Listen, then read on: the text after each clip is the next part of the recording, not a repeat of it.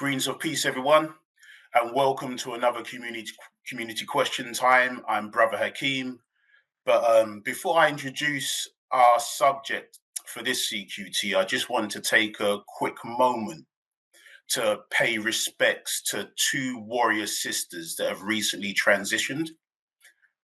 Our sister Assata Shakur, who has recently transitioned, who was a steadfast rock, revolutionary rock of fighting against oppression for our people. And also Sister Nefertiti Efe, who was a sole partner of the groundbreaking filmmaker Menelik Shabazz. She was also a spiritual healer to our community. So may Allah be pleased with both of these queens as they transition to our ancestral legacy, and our thoughts and prayers goes out to their loved ones. Now, our subject for today, it's a very timely one, considering what's been going on internationally and nationally politically. So our subject matter is, can Black people truly be themselves in mainstream political parties? So I know that on some of the promos, some people saw that there was a Lambeth councillor by the name of Dr. MAHAMED HASHI. He actually sends his apologies. He's had to withdraw from today's discussion, but he did want to make it be known that he does send his apologies. He's on his way to the Labour conference meeting unexpectedly, so he's had to withdraw today. But however, we do still have our two heavyweight champions in the political field. So you'll have a chance to engage with them in about, say, 45 minutes to an hour. The first 45 minutes to an hour, we're going to be posing some questions and just having a good and positive fireside chat with our two special guests. And after that first 45 minutes or hour, we'll open up to you, the watching and listening audience. So please make sure you get your questions ready. Also, if you've got any statements you want to make, then you can put your statements forward as well, but please make sure they're succinct. You know, it's not Hyde Park. We don't have that level of time. So if you are going to make a statement, please make sure it's succinct. All you need to do is go to your hand raise icon and raise your hand, and our team will recognize you. Then you'll be able to go live and put your question forward to the panel or make a very quick statement. And also, please use the chat room to network, put questions forward if you don't want to go live, and even just to have a discussion with each other regarding the brilliant insights that you're going to hear today. So with no further ado, I'd like to introduce our first panelist. And our first panelist is Brother Rashid, who is a former representative of the Green Party. He's still a member of the Green Party, but he also trained and worked as a BBC camera director. He's also an independent filmmaker. He made a brilliant documentary called Why Don't Black People Vote? And maybe Brother Rashid today can be even a foundation for part two for that, hopefully. Our brother is also a youth engagement specialist. He's a secondary school educator.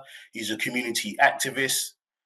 He's delivered programs that deal with cultural and racial awareness for mental well-being. And I can definitely bear witness with his youth engagement and educational work. You know, he's reached out to what some people would like to consider those real knucklehead youth in urban war zones where many fear to tread. So I really commend this brother in the brilliant work that he has done regarding youth engagement and education and political awareness. How you doing, Brother Rashid? Oh, Assalamu alaikum. Thank you for that wonderful welcome, man. Thank you. Yeah, it's good to be here today. It's good to be amongst, you know, some of my old crew, my old firm, Mr. JASPER, my political mentor, Brother Hakim, long-time sparring partner. You I've known for many years, and you know, whoever's locked onto this, because it's a very important discussion that we got to have some political awareness. So yeah, thank you for inviting me on. It's an honor to have you, brother. And believe me, that was just a summary of an introduction of flowers that I can give. And, you know, we've got to give each other our flowers, man, especially those that are here in the UK, or maybe I should say UKKK. But Speaking of flowers, man, what can I say about our next heavyweight champion? You know, our brother who's originally from up north, Oldham. Sorry, brother Lee, won't hold that against you. But our brother, he's been a tremendous, tremendous champion in the way of politics, being a political activist, a community leader, campaigner. He's been a proactive member of the Labour Party and the Respect Party. Brother Lee has also served as the race relations specialist, and he's been active changing policies that were against our community and implemented policies that helped to uplift our community out of the Mayor of London's office, where he served as a senior policy advisor of equalities. Wow, in his past, he's also been the chair of the Community Association for Notting Hill Carnival. He's helped to challenge and change policing policies in our community. He's also a political journalist for national publications. He's been the co-founder of several organizations and initiatives that challenge austerity, unfair social policies, and supporting asylum seekers. And he's also a multi award winner of his great works. And he's a national and international multi-award winner of lifetime achievements regarding his tremendous work that he's done in the field of politics and community upliftment. So, audience, please give our panelists a resounding round of applause of welcome. Thank you. And I would like to introduce your main host for today. And this is a man that's also an award-winning entrepreneur and businessman. He's a man that's a founder of numerous, if I listed them all, I'd be here all day, numerous national and international social programs within the UK and Europe that have helped to uplift our people throughout the UK and throughout Europe. He's the representative of the Honourable Minister Louis Farrakhan and the Nation of Islam. He's my brother, your brother, also my namesake, and I'm honoured to share the same name, ABDUL-HAKEEM MAHAMED. How are you doing, sir? Very good. Thank you for the wonderful introductions to all of those who will be speaking today. And we honor you in the same light as you have introduced everybody else, dear brother. We thank you for your tireless efforts and work in our community amongst every age group, if you will. You know, your work really starts with our babies and goes all the way up to our elderly, and we thank you for being a great bridge between the various generations and genders and different levels of spirituality and the conscious community. We thank you for being that glue that binds all together. So what are we here to discuss, family? We're here to discuss whether there really is a place for us in mainstream politics if we are desirous of being ourselves. Well, I think the optimum question, Brother Lee and Brother Rashid, is what is ourself? Because if we don't know who we are and we're entering into politics, then we're going into politics for it to shape and mold us. We go into politics looking for a career as opposed to molding and shaping ideas whose time has come and representing those ideas, you know, during the time that it must be established and made manifest. So both of you have worked within mainstream politics, and I would ask you both to just give me your assessment on the theme first and foremost before we go any deeper into the subject matter. So I'll start with your consummate self, Brother Lee. What is your viewpoint that you would like to share with us on the theme itself? Yeah, I think the theme is a valid theme.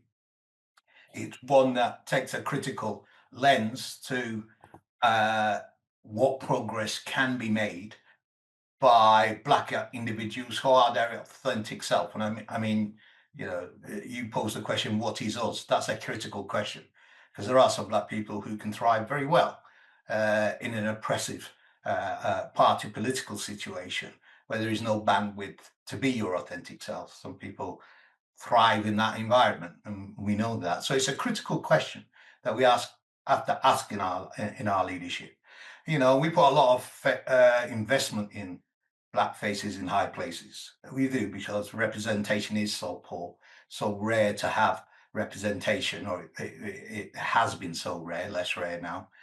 And even when we do get that representation, the material basis of our situation, you know, is not fundamentally altered. And therefore, it's a valid question, one that's worth exploring, and I'm happy to explore it. Fantastic. Thank you, brother. Brother Rashid, how do you view the theme? The theme, can Black people be themselves, truly be themselves in political parties? It's a very good question. I would say, to kind of build on what Lee was saying, when I got involved with the Green Party, I was already formed. Like, people, they knew who I was and what I was about, and the Green Party wasn't going to change me. If anything, you know, what my problem was, being that person who had already come, you know, I had my years on the street, I had my years as an activist, I had my years as an educator, and I was pretty, you know, clued up as to what I stood for. So when I joined the Greens, I wasn't changing at all. I was just being me. There was one day I remember, I had to give a talk down in Dulwich Village, actually, and one of the brothers came with me, and this was an audience of like about 250 Dulwich Village people, and I know what I said on a political level. And then the following day, there was a meeting that took place at the old Hinton Road building, and I spoke there, and I said the same thing what I said to Dulwich Village, and I was the same person. And the brother said to me, "Man, you're going to be in trouble because you're being you, you know, and you're not kind of fitting into the political game." And I think sometimes the problem is that when we get some of these, as Lee says, you know, the Black faces in these spaces, because a lot of the people aren't grounded in community work, aren't grounded in what is happening amongst the people, then they can be molded and shaped. So when it comes down to delivering a certain narrative, they'll weigh the decision up and say, well, if I say this, how will it affect my political career? As opposed to, if I say this, how will I look amongst the guys back in my community? You know, I'll say no more about it, but we see what's going on. So it's a valid question. It's a valid question. Absolutely. So would you say, Lee, that most who go into politics are really there for themselves, or are they really there for the community? I think my experience is that politics is a blood sport. It's brutal, and whatever the presentation of charm or affectation or even praise, that it's an entirely artificial environment. And if you are seduced by that kind of folks solidarity, or feeling that you're all on the same team, you can quickly come unstuck when you start to challenge racism within the institution itself. And you can find yourself as a sort of whistleblower being scapegoated for that. So the discipline in these parties is hard, because if you step out of line, there are plenty of examples of other Black people who've done that and have paid the price. Either been drummed out of the party, marginalised, sidelined, or they just left as a consequence. So I think that you have to view the sort of political environment as a hostile environment. And there are two things you need if you're going to enter in a hostile environment. One, I think, is an organisational community base, Because if you are not supported by the community, when you get caught out cold and the challenge comes, and if you're being your authentic self, the challenge will come, then you'll find yourself largely unsupported and less able to defend yourself. And even with that community support, you can still find yourself paying the ultimate price, maybe losing a position or being demoted or some other thing. So I think when you look at the environment, the lesson that our community, or at least I draw from it, from my experience, is that we have lots of people who tries pushing the boundaries, and we have lots of people who've been beaten by the system, conspired against people who thought they were their friends. When you look at the experience that some have had, it is them closer. It's those closest to them, whether it's Corbyn, whether it's black people in all of the parties. It's the people that they had faith in, that they thought they're genuine. They come to the thing with a clean heart, and when they find out that actually, when the naked power dynamic comes into play, people tend to revert to their standard operational settings, and however progressive they may seem, snap back to their original reactionary selves. That's been my experience, at least. Okay, thank you for that. Brother Rashid, do you think the mainstream political parties are actually looking for authentic black people? No, of course not, because authentic black people are going to, raise certain issues and, act a certain way. And I think in these times, the political narrative is such a Wild West kind of frontier right now, and it's just swinging wildly towards the right. It's not swinging towards righteousness; it's just going towards the right. And so, what we would describe as being an authentic black voice would stick out like a sore thumb, and it's probably a lot easier to not have that voice at the table. It's just it makes it more simplistic. So we can have these little silly debates about immigration and flags and this and that and nationalism and what's Windrush about, and all these different scandals that have taken place. But if you ain't got the authentic black voice talking at the table, then it's just like a smokescreen issue. I saw not getting off the point, but I remember watching I think it was the Institute of Economic Affairs, and they had a debate, and what's his name, Kwarteng was there, and he was speaking, and they were talking about some issue of nationalism, and he said that Marcus Garvey was a racist, and basically his ideas were foolish. And I thought, but you're a Ghanaian, and your flag and your first president was a student of Garvey, but he's had to adopt this position in this room full of people that that didn't look anything like him, that I'm a safe pair of hands. I'm not going to say anything that's going to upset anyone here today. And I think that's the problem. Our political animals have to be grounded in the politics of the community. It's just something that you have to go through. If not, then you could be gassed up to say anything whatsoever. And when that sniff of power, and it's a really abstract concept, just power being that position, when it comes up, 9 times out of 10, people will jump. I mean, I'll give one personal anecdote. There was a position that the Green Party apparatchiks had decided, I was going to go and stand for, but they never consulted me.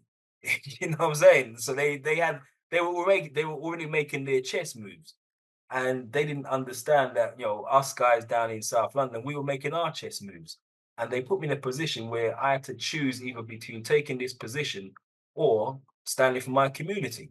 And I said, I'm from Summer Leighton Road. I represent my people.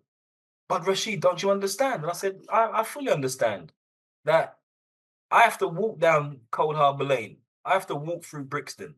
And I can't be putting myself in a position where people are saying, you sold us for your political, career. there's two types of politicians. There's those who serve the people, and there's those that are in it to serve themselves. Well, let me stop you there, because Yeah. again, when you say serve the people, isn't that the problem? Because the people generally represent others, which takes away from your authentic reason for being there, does it not? Because if we're speaking about, okay, you as a brother going in there to further and to advance the aspirations of your constituency, those who look directly like you and who are marginalized, and if you get in the door now and start to represent everything as opposed to those who are at a disadvantage, isn't that where the problem comes in? We start to think more for the benefit of the whole as opposed to bringing up the disadvantaged? Well, I think one of the things I did learn through being involved in that political process, I had to widen my my way of looking at things, yeah. And I had to see things on one level at a very local level, but then I had to see things then from a national level, and then at an international level. So you're always, it's like within your head, you're it's like you're spinning these plates within your head, and you're thinking, okay, so here I am. Primarily, I come out of this community. This is the community I came from, but I'm operating within this context. And that can sometimes, if you don't have that thing inside you, it can be problematic. And I've seen people get burnt up in the heat. I've seen it happen, and it's an interesting one. Is it problematic? And can a person get sidetracked? Absolutely, absolutely. You can lose your main message, which is why I always go back to that idea of being grounded in the politics of your community. Like, never forget where you're from, Right. So that means then, Lee, that we need to be true to the purpose why we're getting into politics in the first place. So as Rashid just said, you have to broaden once you're in the door. But can you broaden, or is it right to broaden as soon as you get in the door, prior to striking that balance and justify being in the room by achieving the wins that you went in there in the first instance to accomplish? Yeah, I think that there's always a danger of that, but I think that's when you go into politics and you've adopted the mantra and the philosophy of the party, so you're willing to adhere and adopt. I think if you been around in our communities challenging racism, you know that is entirely a wrong perspective in relation to advancing our cause. So I think that what you've got to do, in my experience at least, is the missing link has been that Black leaders don't have any accountabilities to communities, they have accountability to their party. But if you was part of a mass institution, or if we had mass movements that were continually putting external pressure on the parties, the Black leadership in them parties would be strengthened and emboldened. I don't dare to suggest they'd all be radicals overnight. But I think that it's very risky if you don't have a mass movement to begin to propose radical solutions within the context of an administration, if you can't demonstrate that there is mass widespread support for it in your community. And sometimes you can do things that are ostensibly for everybody. So for instance, abolishing bus fares for the under 15s was a policy that we brought in London. Now, what that meant is, we had mothers, particularly Black mothers, saying, I can send my 3 children to the best school they've got into, which is 4 boroughs away, and I wouldn't have been able to afford to do that otherwise. And then we know that disproportionately, because our children don't attend the school, don't tend to attend a school in their own borough.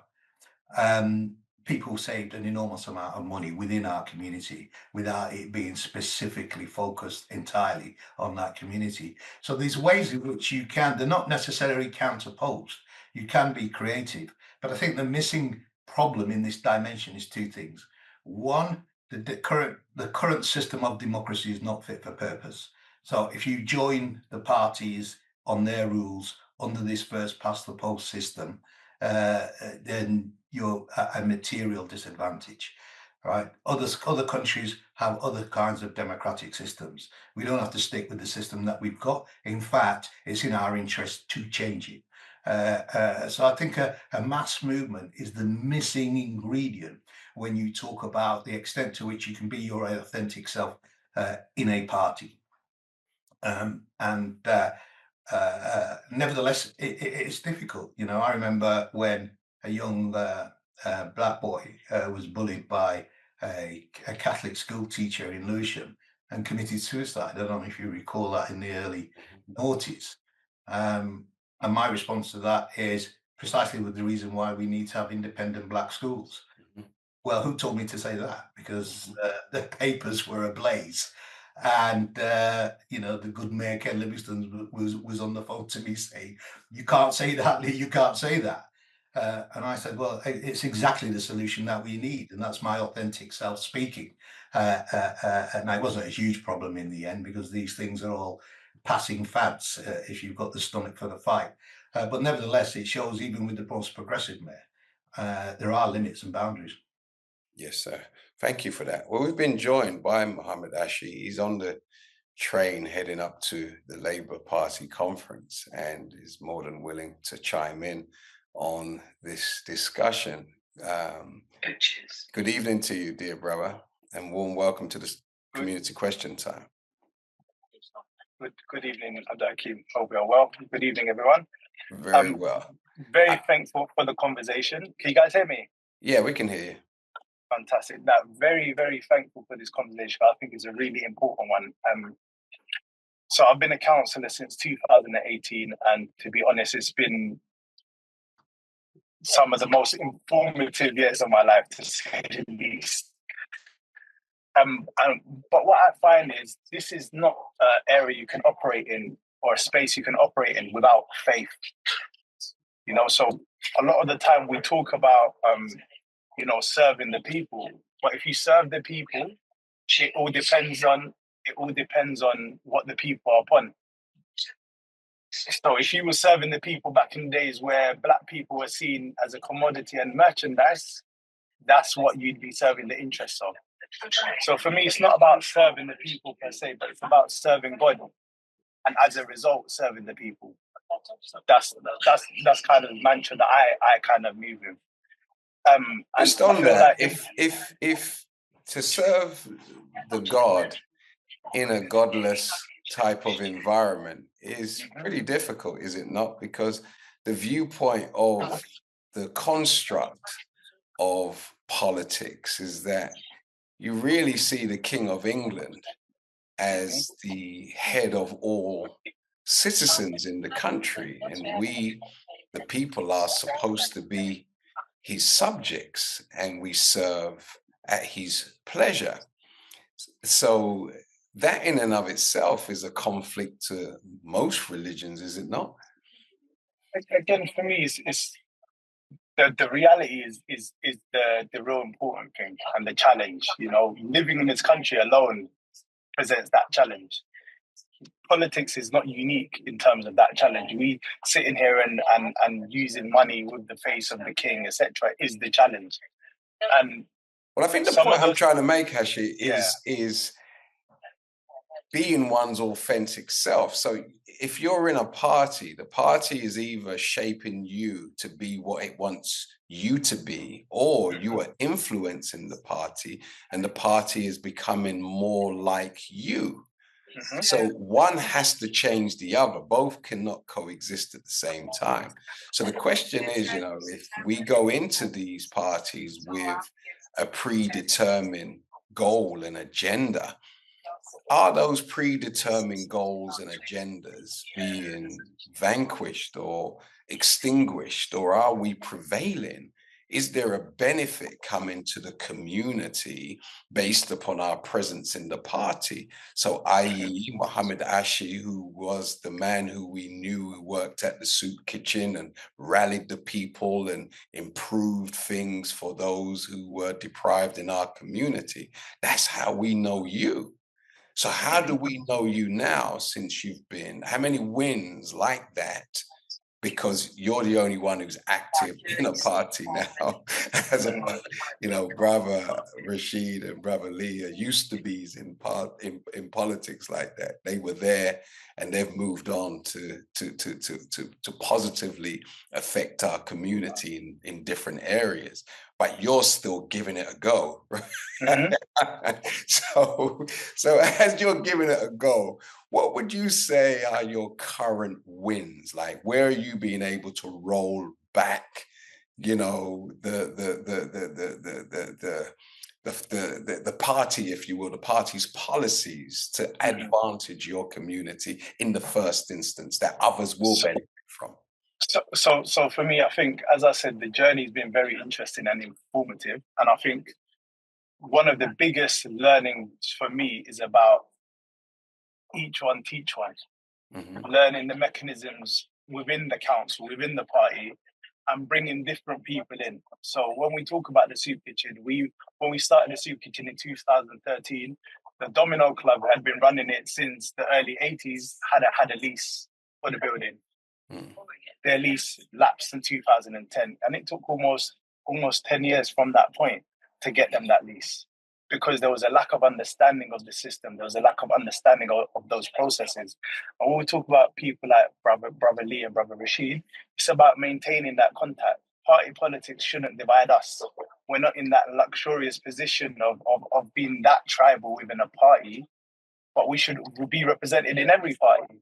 Right. And as a result, be sharing that information, knowledge with the community. What Brother Lee was talking about in terms of the mass, to be important to these parties, you have to have influence and world power. And in order to do that, you have to have that mass movement that Brother Lee is referring to. Now, right. If we give up from the outset, because we have an idea of the challenges and the obstacles in our path, and as a result, don't make an effort, what it does, it leaves us out to dry. People like Brother Rashid, people like myself, people like Brother Lee, we're left out to dry because people have already given up, and as a result won't give us the support that we need, not just in that political sphere, but in the community. Because right. All of us are known for the work that we do in the community, and we've picked up an extra burden of trying to navigate politics as well. Right. And I think sometimes we feel alone in that burden, because, you know, if something goes wrong politically, you get blamed for it, even if you didn't do it, because you are a portion and part of that system. And people forget that you are also still in that community. As Brother Rashid said, we walk through this community every single day. We're not hidden politicians. We're not hidden in politics, but we're also not hidden in our communities. Okay. So I want to ask all three of you a question. I'll start with, thank you, Brother Mohammed. I want to ask you, I'll start with yourself, Lee, again. You know, who in politics from, you know, the Afro-Caribbean community, who do you actually admire? I admire Bellavia Ribeiro Addy, actually, the MP for Brixton. Right. I'd push back on Rashid's comment in relation to Diane Abbott and the legacy she leaves, because I think Bellavia Ribeiro Addy is a legacy that she's left. She brought her through. Bell was her staff, ran her parliamentary office while Diane was an MP. I knew Bell as a university student. She was chair of the Black Students campaign within the NUS, and stood up for Black students, Black lecturers, Black security staff and catering staff in universities. Throughout that period, then we left university, having graduated, and went to work. Well, actually came to work for me at the 1990 Trust when I was down there in Kennington, and she left there to go and work for Diane Abbott. So There's somebody that I think, has got an ethical value. I think the term of ethics has got to come into it, because do you want black faces in high places, in which case you may be disappointed, or do you want ethical faces in high places? Right. People who are driven by a set of very clear principles and values, which they're just not prepared to be compromised. That goes back to what Muhammad Ashi was saying. He's saying his quintessential focus is faith and ensuring that he maintains faith. So does that... Well, we are a multi-faith society, aren't we, here in the UK? So yes, you can be driven by a set of ethics, but if you want to be being driven by a set of theological principles, well, then you're going to have a problem within mainstream politics because of the multi-faith plurality of the entire country. So ethics is a better standpoint for me, right? And I think that it's it doesn't matter what your faith is, but if you're an ethical, principled person, right, I find that you attract people to you.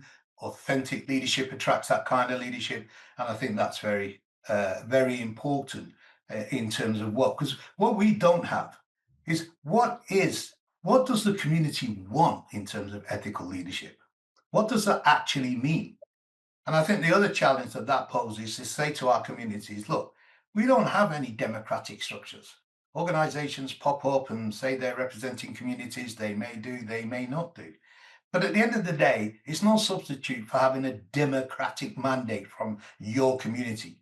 Whether that's through a Black Citizens Assembly, where you start to decide on some of the key issues to mandate and to hold to account all Black leaders, whether in all parties, you produce a single powerful Black mandate that people would support and hold the people to account to, then I think that you'd see greater advancement in politics. So another reason why Black leaders or Black elected officials or people in prominent positions aren't maybe as effective as they could be is because they don't have the political leverage that other communities do, whether they're organized around faith or whether it's the trade unions or whether it's some grouping within the Labour Party, who are tightly organized, resourced, and have a focused strategy about achieving their political agenda. We elect individuals and expect an agenda to appear from somewhere, and it's pretty unfair to criticize people in that position when the community's voice is not well understood on a number of very important issues. I say we should be going back to our communities. I say we should be going back to the bush. I say we have to mobilize our communities, because those who are conspiring for our demise and our destruction, and now, if I can use an analogy, the rednecks are on the horses, yelling yeehaw. Yeah. Tails are in the air, and they're going out tonight to look for somebody. And I don't even think we prepared our children for that kind of fight. We in the 80s and the 70s, we knew how to deal with it. I'm not sure we passed that on to our children today. So I think that we've got to be much more clearer as a community, much more mature in saying, let's give a mandate in which we all vote on what the policies and the things are. And let's use that mandate to hold every one of those leaders to account, whether it's me, whether it's HASHI, whether it's RASHID, or indeed anybody else. I want to ask one more question, Brother Hakeem, before I bring you on and pause my points. But give thanks for what you just said, Brother Lee. But I wanted to ask you, Brother Rashid, the same question in regards to who do you admire currently in politics, and who you would offer as an exemplar of the principles and the virtues that you believe we should be contained within somebody who is representing us and can ultimately evolve to represent a broader community of people, or the country even as a whole. But you went on, you took it upon yourself to make a video in regards to asking the question why Black people don't vote. And I had lunch with you, I remember, and we discussed, and I remember tried to task you and asked you to consider doing a tour to educate speaking engagement, to go across the country and educate our people in regards to the importance and the value of their vote and the destructive nature of not using what they have been given. We were unable to fulfill that. Yeah. But that was my sentiment, is you can't blame someone for not voting if you have not educated them and shown them the value of what they have. Sure. It's like us being in a desert today. If we're all in a desert, you know, and you have gold and I have water, yeah, I'm going to end up with your gold by tomorrow this time. Yeah. Because you would trade everything for some water, right? Of course, of course. Right. So all of that to say, we can't expect people to vote if we haven't educated them on the value of it.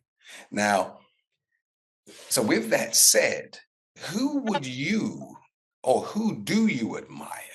Who would you stop what you're doing to listen to their political views in this country? Well, I'd say in this country, I struggle. I really struggle. I mean, I see people like, you know, David Lammy, who, you know, used to be Foreign Secretary, and you look and you think, wow, this man speaks and I need to turn the TV off because he's just nauseating. And you think, but he wasn't always like that, though, was he? That's right. Well, you know, the seat that he took over was Bernie Grant's old seat, and Bernie was, you know, one of these people who came out of the community, which is why he was always backed. Which is why, you know, my personal take is that, you know, you got to put someone like Lammy in there to serve that purpose, to neutralize that, you know, that very progressive voice. Who would I say I like what they say and I respect them? I'll be honest, I really struggle. I think where we are now in 2025, we're in a really, really, really strange place because, you know, activists have now become, you know, they're not real activists, they're kind of online activists. You know, how many followers do you have on Twitter or Instagram and you're an activist? You know, not how much work have you done on the ground. So I really struggle. In terms of the international level, I'm from Barbados. Mia Motley all the way. You know, she spoke at the UN yesterday. I would listen to, but she's in Barbados. But over here, I think we're in such trouble. And the level of political discourse is so low that we're in a desperate situation. People have no political knowledge. They have no understanding, or not no understanding, but the things that we get caught up in and what we're excited about is really trivialized stuff. And you think the bigger picture of what we really need to understand, and politics for me, the definition of politics for me personally, is the art of getting things done. That's it. It's not about left wing, it's not about right wing. It's like, how do I get stuff done? How do I get something done in my community? How do I get that zebra crossing put at the end of my road? How do I get that asbestos removed from the housing estate, which is hazardous waste? You know, how do I? But there's no one in the country who looks like you that you admire. I after being inside of the game and seeing what people do in order to climb that ladder, I lost a lot of respect for a lot of people, because that ethics, what you mentioned, you know, or what Lee mentioned, that is it should actually be non-negotiable. Your integrity is not for sale. But unfortunately, we're now in that place where people will sell their integrity, like they give up their water in the desert, as you said, to climb that ladder. And then, you know, you give up their gold. The gold, and then you end up, you know, people are speaking out of both sides of their mouth, and you think, my God, this is terrible. And so if I was 14 years old, 13 years old, and I saw these political animals talking their talk, I'd switch off. They're not saying anything to me. They're not giving me the keys to the kingdom. They're not telling me how to maneuver. They're not breaking it down. And that was one of the things that we always made sure what we did down in Brixton with the young bloods. That's why the film Why Don't Black People Vote was made. The target audience for that film was guys that were like, you know, around 14 years old. You see my youngest son is sitting in the film and he's there and he's telling me, Dad, leave this piece out. That's boring. Put that piece in. That's interesting.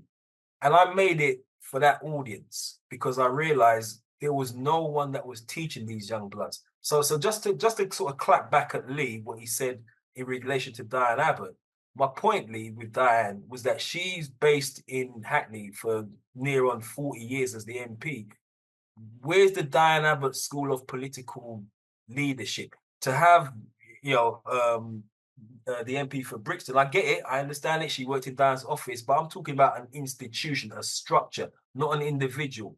If after 40 years of being in the big house, you ain't got nothing apart from you created one MP and you getting re-elected, for me, I'm like, that's about Diane. That's not about Hackney. So when the youths then went out onto the street in Hackney back in 2011, Diane should have been there. Yo, Jaden, put them sneakers down. I know your mother. Behave yourself. It would have been like that. And it wasn't like that. It was the same with Lammy. Same thing when Tottenham went down. Lammy got run off the streets of Tottenham. That's meant to be the leadership. And that's my point. It's about doing that work and using your position within the community, and then you're good to go. And that's the ethical decision that we make. You know, what we prepare to do. How much time we to give. Thank you, brother. Brother Hakim.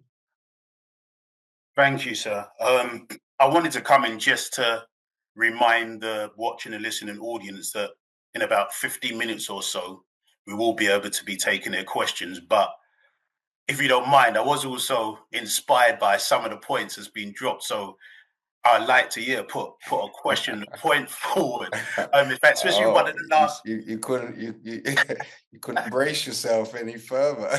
You know, so I was inspired by your last question and the responses from Rashid and Lee, and even from Brother Mohammed. And I was coming to Mohammed because I want to know who Mohammed's, you know, current exemplar is, if you will, who he's looking up to. Well, I can hold back on my question after Mohammed's answered that point. Sure. So Mohammed, the same question, because you're current.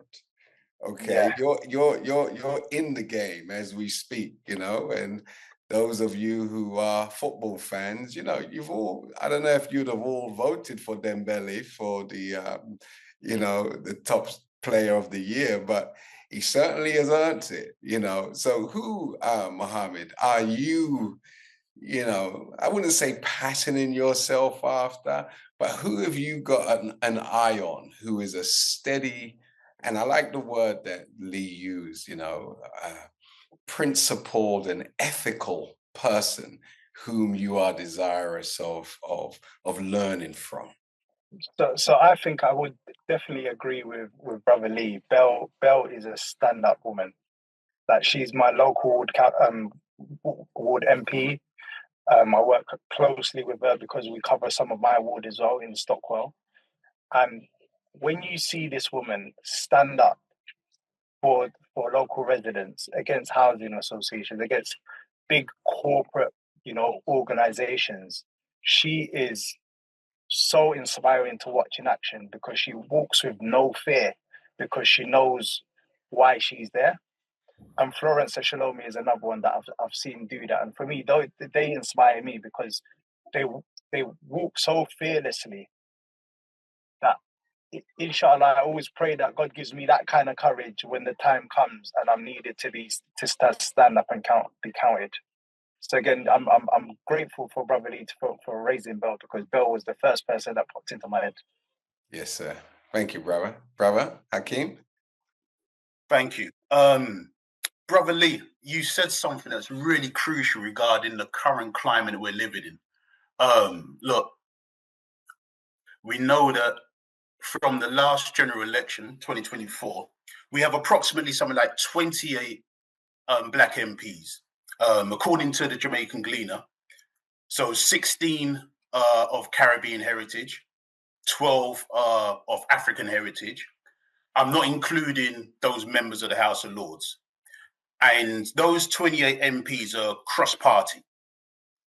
Now, with what we've seen over the last several months, even going back to last summer with the race riots, with what we've seen with the rise of Farage and reform, and, you know, every weekend there's been the protest in Epping, which the minister was talking to myself about, and, you know, that's cost like 1.6 million already to the taxpayers, just in Epping alone. And we saw, again, as the minister myself was talking earlier on today, and he was pointing out that what Tommy Robinson was able to galvanize a couple of weeks ago, in the way of even the support of Elon Musk. So what I wanted to put forward is, if we thought that under Theresa May, she had put forward a hostile environment regarding the Windrush generation, and if the polls are correct, and no politician is saying the polls are incorrect, that if a general election was held on Monday, Farage would get in. And as the minister said to me earlier on, if Tommy Robinson was to run to be mayor of London tomorrow, there's a likelihood he could get in, or whoever he would endorse. Now, it would seem that as Black people, we're in a state of emergency. And we've seen there's been cross-party and bipartisan agreement when it had to do with Ukraine and refugees coming in through Ukraine. They're all united over that. So don't you think it's politically embarrassing that 28 MPs that are Black can't come together? And actually, because I don't, maybe you can educate me on this, because I haven't seen any cross-party press conferences by unified Black MPs coming out, speaking out against the dangers of what we're facing as an African and Caribbean community.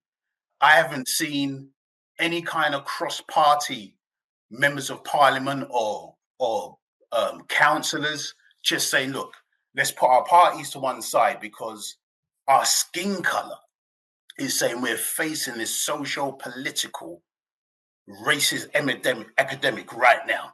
And we need to challenge it, because just being an MP is not going to be our protection. So why is that the case, that there has not been any unified, bipartisan, cross-party unification amongst these MPs regarding the social dynamics that we face as Black people? Is it just a case of they lack Black vision, or is it just the usual case of, oh, I put party before Black people?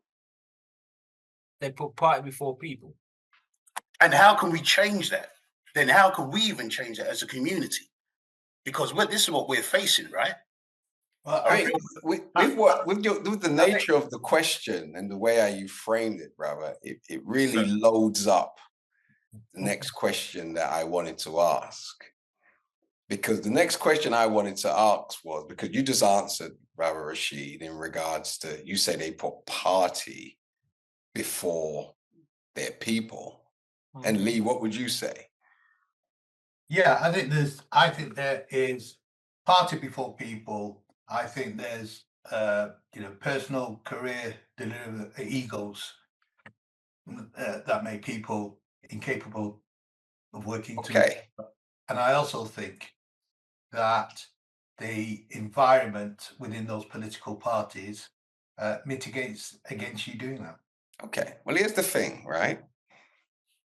Tommy Robinson, Nigel Farage, neither of them can fit into the Labour government, Conservatives as they are, nor the Labour Liberal Democrats or the Conservatives or the Greens. Like, those guys cannot fit into none of those parties. So they've cut through the chase, right? They've cut through the chase and they've formed their own party, right? So do you think with the route that Farage has taken, knowing he's only got one life, and that life is short at best, rather than wasting 5 years amongst the Conservatives or wasting another 5 years amongst the Labour Party, he's decided to set up his own, okay? And as a result of it, he's now really the Prime Minister-elect, right, by the people. So do you think we're wasting our time? Because if all of those who Brother Hakeem just mentioned are hamstrung, okay, and they can't move, and they're more party motivated than people and policy motivated, then what is the point of wasting years in a system that is only designed to use you, abuse you, and then discard you? What is the point of wasting your valuable years in such a machine? Should our starting place not be, let's do our own thing. Let's start our own. Let's be authentic, as opposed to trying to be authentic in that which is grafted. So, MAHAMED, HASHI, you wanted to chime in on this? You're on mute. You're on mute. We can't hear you. Brother, give brother rights to. Thank you very much. Jazakallah khair. I think you raise a really beautiful point there. I think what's really important as well, that we don't confuse what Nigel Farage and Tommy Robinson and those kind of people have done. They haven't really created real political parties. What they've created is something that allows them to hide behind. They can abuse people further. That's the truth of it. And as a result, I don't think that's something we should be trying to replicate. But MAHAMED, actually, like principally speaking, don't you think that they have harnessed a sentiment that is not of their making? Like that is the mindset in the people. And they've become the spokespersons for such a sentiment. And 100%. They've harnessed it. And now they're giving that energy direction. So it's not that. So we have to look at what is the energy in our community. What are the areas that we can all agree we need representation on? Has that census been done? You know, has that questionnaire been fulfilled or been done in our community? And the answer generally is no. 100%. And I think brother Lee touched on it a lot as well. You know, and brother Rashid. There's a lack of education in our community around what these things mean, what power is, how to make ourselves be counted. And I think for me, when we look at, for example, Kemi, who is the leader of the Conservative Party, who decided she no longer identifies as Nigerian, even though she's Kemi's not even her name. See, I didn't know that. Her real name is a Nigerian name that you can't pronounce, dear brother. But this is the point. My question is, if you had, for example, every member of the nation join the Conservative Party, what then happens when they're voting on policies or voting for a deputy leader? What then happens to the direction of their policies? As an example. Well, this is my point. Is it a waste of time to join onto that which has traditionally been fighting against you? Or do you start afresh and put out and construct your own store? Do you understand? And get like-minded people to push the agenda that's in the best interest of the people. Like Lee said it earlier. If he just raised a point that, he believes that we need a school for our people. Why is that so, outrageous? I agree with that point.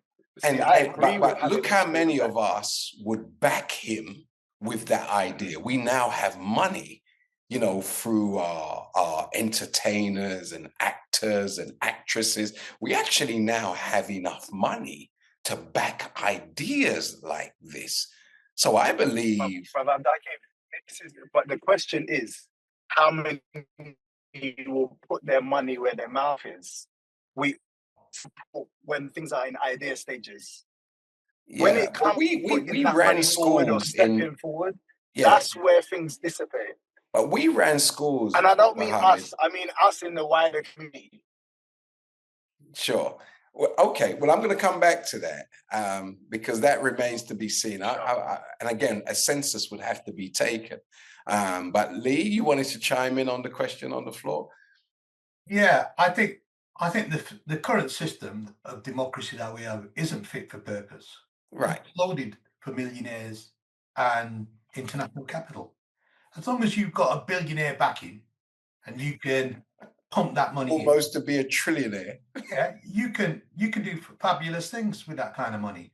You know, Farage hasn't just come An up. influence. Farage hasn't just come up, you know, just by his sheer brilliance. He's been backed by the right-wing media. He had more appearances on Question Time before he was an elected MP than most elected MPs have. Right. And so when you see the media, multimedia skewing behind him, when you see billionaires like his tech bros making sure, this is how insidious the current system is. People are being drip fed their specific poison.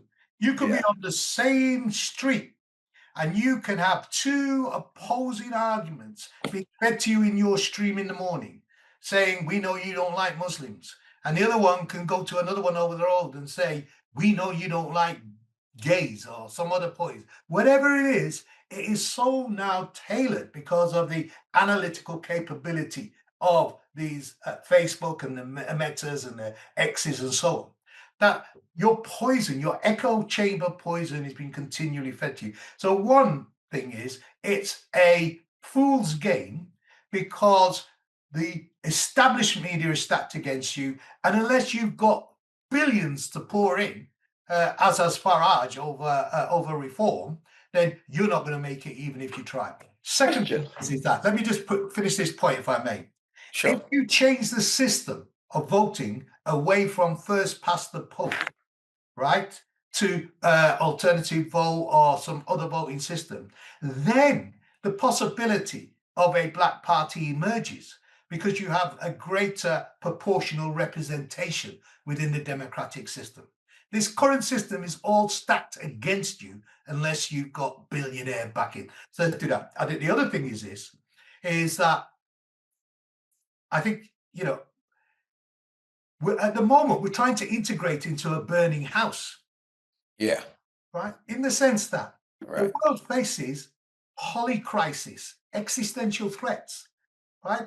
The threat of climate. I've just come back from Jamaica, you know, where people's entire crops were decimated by Hurricane Beryl, where the intensity of the hurricane season is doubling every year.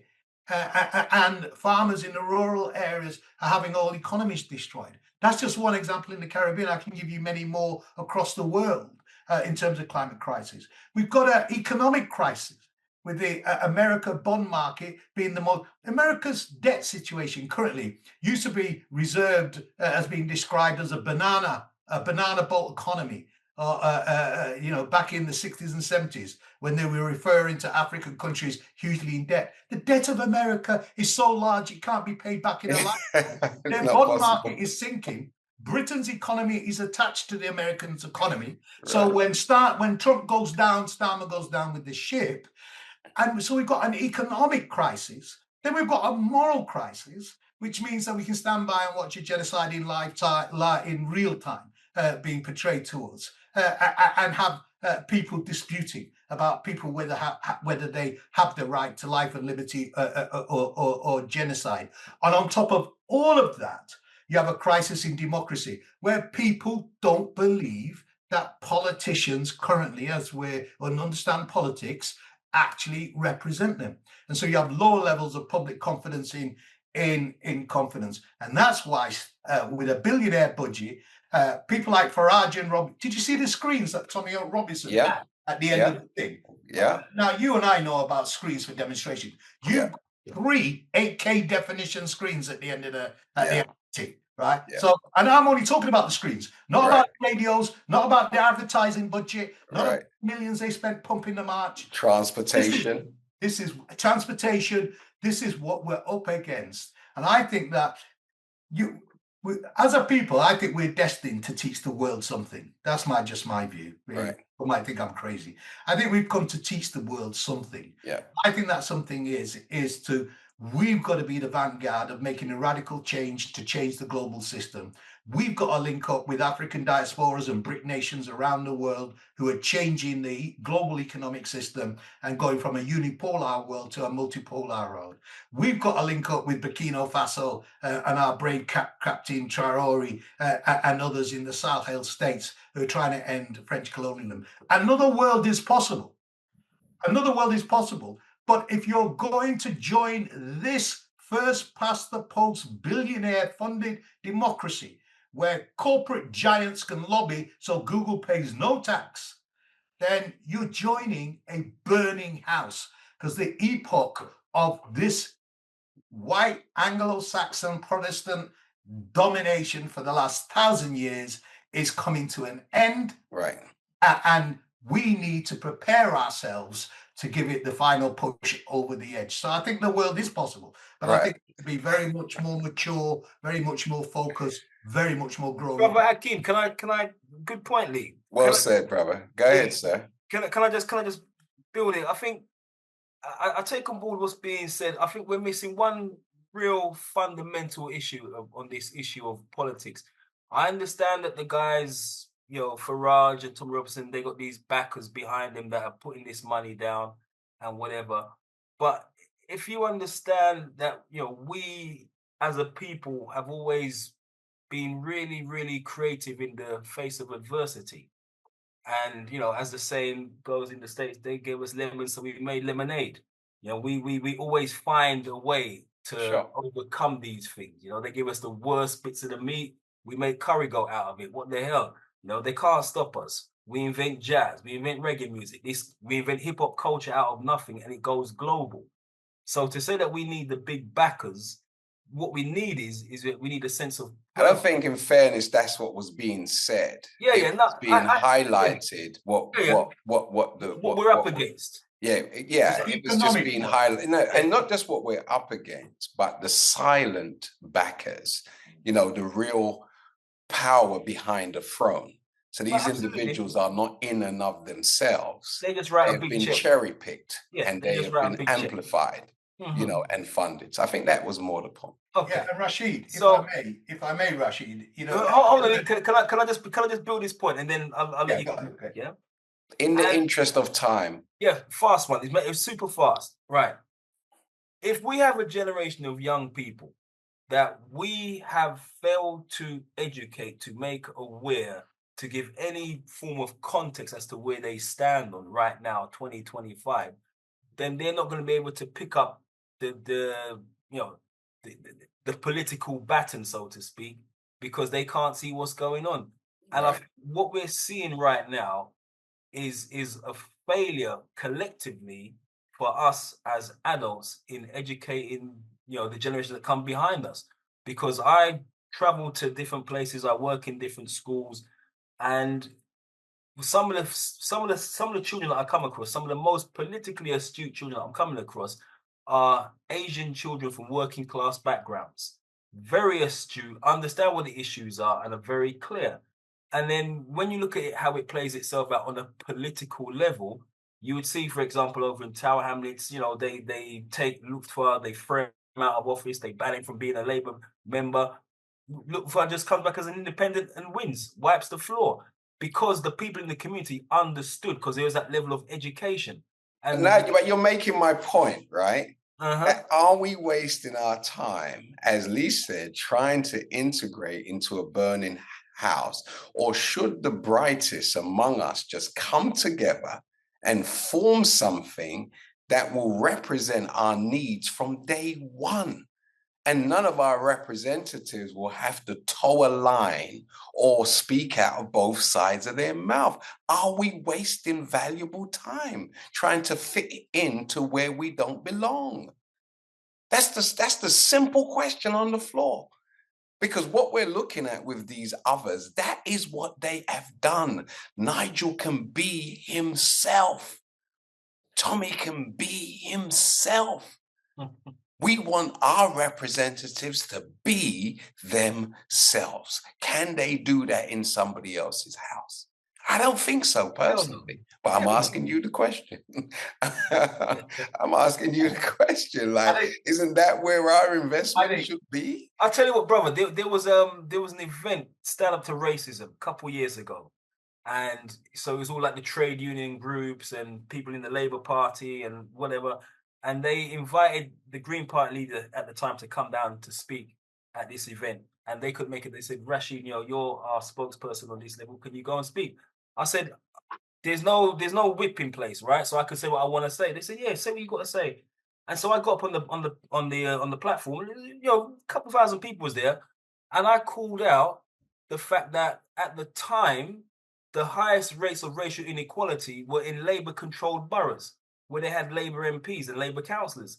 And I said, some of the problems that we face as people of colour, as black people, weren't coming from the EDL and the far right. I said, we got Labour MPs that are kind of selling us out at the moment. So to put all these guys in one place to say, okay, let's find a consensual way forward, you're going to be herding cats. It's going to be interesting, and it needs to happen. There needs to be that discussion.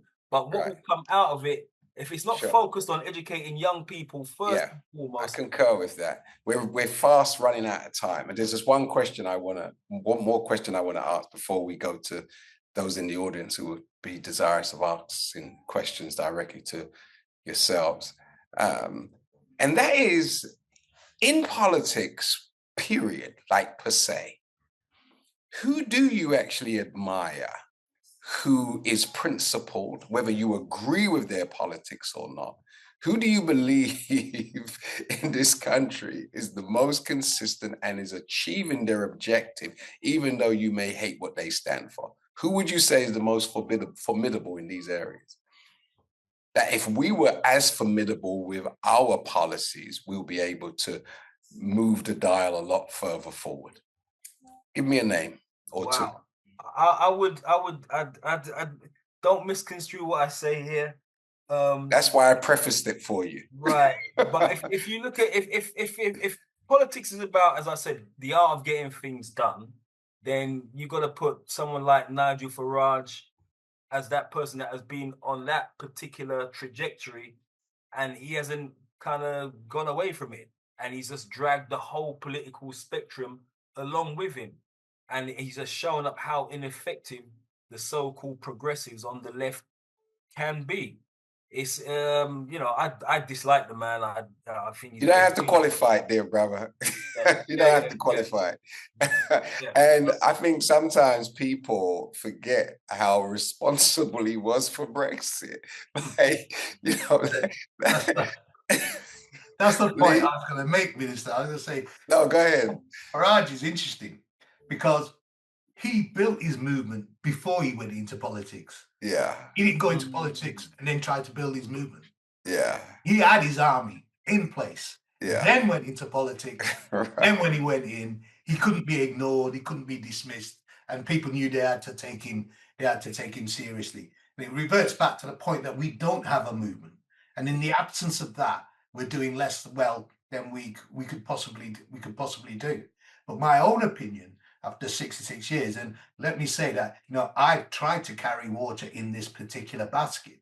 So I'm not talking about somebody who, hasn't attempted this. But now I'm uber critical of it, because in my advanced years, I understand that what we're seeing is the death of neoliberalism and the death of empire. It's going to be very painful. It's going to get worse. And we all know, don't we, that when European economies go down, racism and fascism always goes up. Right. Throughout history. And we're entering into the most difficult economic times, and Farage is poised in relation to that. So where I agree 100% with Rashid, we've grown our children up to be the perfect consumers. They want top, they want Mercedes, they want the house, they want the holiday, and so on and so forth. We haven't educated our children to be fighters for principle and ethics. Yeah, we haven't taught them what this country gets like when the economy crashes and poor white people start to scapegoat everybody around them. We haven't taught them what it's like to be attacked on the way from school or attacked on back home from school. They haven't taught them what it's like for your mother to be called something in the middle of a market while you're walking with her. We've equipped them to believe that the sort of Disney-fied fairy tale that the racism in this country has somehow disappeared and we're living in a post-racist society. And therefore they are, like Rashid said, particularly ill-equipped to deal with this crisis. But Lee, rather than teach them... I blame our generation, or particularly my generation, I should say, for failing to leave the institutions that should have been grounded. And here I accede to Rashid's point about Diane, should have been founded in order to ensure that the the next generation has the benefit of those teaching and wisdom, whatever it is they may choose to do with it. But Lee, should we not, is it wrong that we didn't teach them to continue with a fight that they will never win? Okay, because hold on, bearing in mind that we represent 5%, if that, of the population of the country. Okay, so policies will never really be enacted for the benefit of less than 5% of the people. It will always swing towards the larger majority. So have we failed more so in not preparing them to return and strengthen Africa and the Caribbean? Wouldn't that have been a much better level of indoctrination, you know, to teach them my brother, that assumes that we're not teaching from a Pan-Africanist perspective, and I would certainly be teaching those who are going to stay here how best you can survive, and those who want to build up and take advantage of the fantastic and wonderful opportunities we're now seeing as Africa emerges onto the world stage. That has got to be. Isn't that though, like because our presence here can. There's a point in history, and I'll conclude on this point. There's a point in history where the head of, I think, Berlin, the head rabbi of Berlin in the late 1920s, wrote a public letter to the international Jewish diaspora saying, you're perfectly safe to come to Berlin, that it's a great place, that anti-Semitism is, you know, on the margins of society, and so on and so forth. And within 3 years, we have Hitler coming to power. So our situation in Europe is not tenuous. We've seen that from Windrush. You believe you're a British citizen, right? But the law doesn't apply to you. You're a third-class citizen trying to live in a so-called first-class democracy. And you must have your escape routes. But that doesn't negate us from giving people the skills to fight whilst they're here, and whilst they're getting the means to move elsewhere in the world. Sure. Thank you for that. And time, we got to do this more often because we can see that it's been a while, and we're working through, you know, that which we should have been doing a lot more frequently. So, Brother Hakim, are there any? Well, I'll turn over to you to the next portion of our program. Thank you. So now you'll be able to engage with the panelists. Again, if you just want to raise your icon hand, you'll be recognized by the team. You'll be able to put forward your point, your question. So our first audience member is Trisha McIntosh. You should be able to unmute and put your question or point forward. Thank you. Good evening. I think I'm under the wrong name because... Okay, but you definitely don't sound like a Trisha.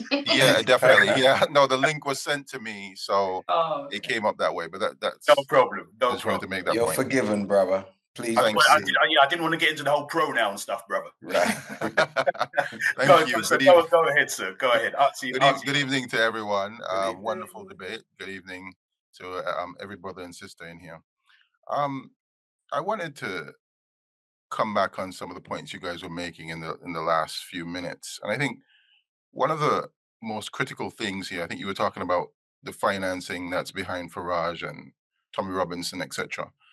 And I think that if we look back on our legacy in the United Kingdom over the last few decades, what we haven't done as Black folks in this country is we haven't created wealth across the board. We haven't built wealth and establishments that could finance our objectives and our aims. And I think that's one of the most fundamental issues that we have. If we compared our situation to the Asian community, for instance, it's no secret they have establishments up and down the country. They have a lot of businesses. If you run a comparative analysis across the board, on home ownership, you would find that per capita in their communities, they own more of their properties than we do. And a real starting point that I see that we fail to acknowledge, Lee, it's UN, by the way. Oh. Yes. One of the starting points where we fail is we are Christians and we have churches. A lot of us are Muslims and we have similar establishments, but we don't use those establishments to build wealth, to create a banking system, to save money, to buy property, to generate properties for people in our communities so that we can all be stronger and economically viable, so that we have a voice in government. What I find is that absent of those things, we're just pretty much reactive most of the times to whatever comes down the track. Sure. So your salient point, brother, or advice is, in essence, is that we need to start building wealth and using our power centers, like wherever we congregate, whether it's churches or mosques or whatever, to use those power centers to centralize our finances and build wealth. Without that, we're crippled. We're I mean, I think was it Brother Rashid that pushed back on the financing point? One of you pushed back on it. Who's going to finance us to, build a party? And then you rely on these few sources of finances, but we're not all strengthened in finance. That's part of the problem. That's a huge part of the problem. We need to build our wealth in the UK and in the diaspora. Thank you, brother. At home. Thank you. I just wanted to add to that point, or to consider with yourselves, panelists, in just jumping back to politicians who, because I have to say this, I really do, in regards to the former leader of the Conservative Party, Rishi Sunak. I really admire the fact that Richie became the leader of the party, but he came from a family who were multi-billionaires. And he never had to forsake his financial background. And as a Hindu, he celebrated his Hindu festivals, if you will, at or in Downing Street. What is that famous Hindu event that takes place? Bali. Yeah. And he had his candles outside the front door. So it shows that you can actually maintain your faith and still, be in a very major office. And when the question was asked to him on gender, because this was at the height of this gender confusion, and he made it very clear what his position was as the prime minister of the country. That if you're born a male, you're a male. And if you're born a female, you're a female. And nobody argued with him. Nobody. But his Hindu position was his political position when it came to morality and ethics. And those principles that he stood for, they weren't lost on me. I think he was very principled. And I think that's something that we can learn from. So, sister, or I don't want to say who that is, Brother Hakeem. Yeah, we have Rusi. You should be able to go live now and put your question or point forward. Thank you, Rusi. And if it's a point and a statement, please keep it very succinct, please. Good evening, brothers and sisters. Thank you to the panel for blessing us with your wisdom and insights. I'll be as quick as possible. I live in a vast majority white area in Pembrokeshire, West Wales. I stood as the independent candidate in my constituency, which is Mid and South Pembrokeshire, in the last general election. I got 0.9% of the vote. 427 people in a community felt that they resonated with my voice. So what I had to come by, which is that of inequality and poverty in the country. So my point refers to, but the first part of my point to a program that Brother David Harewood did a number of years ago about would we ever get a black prime minister? And the salient point I remember from that was that in order to be a black, whoever's going to be that first black PM, is obviously first and foremost going to be the representative for the entire population and for everybody. And of course, with me living in a minority area, that was the case. Perhaps different to those of you that are in areas where we've got a significant number of our community together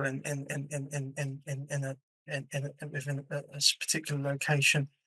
But coupled with that thought and thinking, and just getting the panels and anyone's thoughts on that, is the importance of, which many of you have talked about, the activism, which is critical to the political movement that we generate. And that can be, as has been mentioned, in the schools that we create, the traditional Saturday schools. So